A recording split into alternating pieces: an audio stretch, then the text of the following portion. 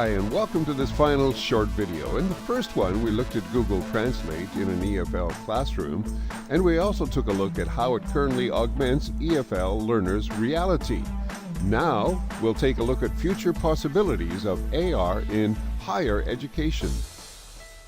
This is where I work. Since starting here in 2010, I've noticed a huge increase in the number of international students who attend my classes and live on campus in the student residences. It's happening with universities all over the world, especially the United States, and it's a good thing. Except it does sometimes cause some problems when it comes to that language gap. Every current article you read about international students has to talk about that problem. So, what can be done about it? Should universities ask all international students to download Google Translate like my EFL students?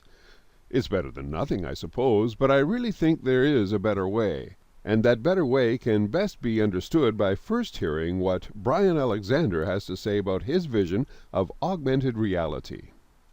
We've been developing augmented reality projects for a while, and they're finally beginning to take off. And I don't just mean the single type that people might know of pointing a phone at something and having digital content superimposed on it. That's one valid type. But I mean the fact of having physical locations infested, enriched by digital content in ways that, like a kind of second atmosphere settling onto the Earth's surface, perhaps like a laminated layer, where you and I are talking and already we have the very, very basic but world-changing possibility that you can quickly fact-check what I just said by whipping out a laptop or an iPad and then just going through Google or whatever services you'd like. But also the fact that this is reinventing the notion of space that we inhabit. You think about a room, Jerry. We walk into this room and the simple act of crossing it pulls down documents, changes a screen, sends a signal a different way.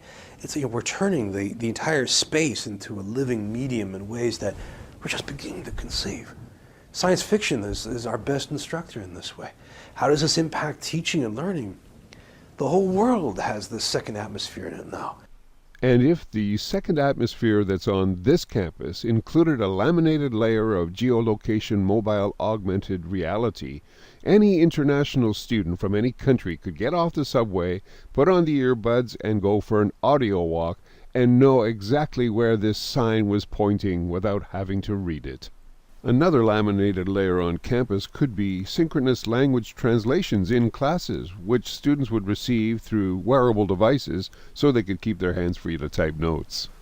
Of course, people like to keep their hands free for more than just taking notes, and that's one reason why the global market in wearable computing devices is exploding, as shown in these charts from ABI and Forrester Research. Driving the increase are those smartwatches from Google, Samsung, and of course, Apple. The Apple Watch has not even been released, and there's already an AR app for folks who just can't wait for the real thing. Downloading an AR app to see a fake Apple Watch on one's wrist? I can't figure it when one can get a perfectly good Casio like this one for less than $99 on Amazon. Anyway, thank you very much for taking part in the forecasting project. It's been a wonderful experience and a good learning experience too, I might add.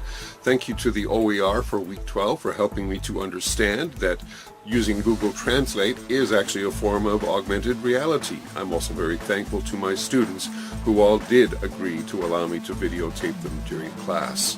The other thing I want to say is that Dr. Brian Alexander has always fascinated me, and finally this time I think I got to understand a lot of what he was saying, especially about that second atmosphere and the laminated layers, and that's why I presented a couple of them in my forecasting project.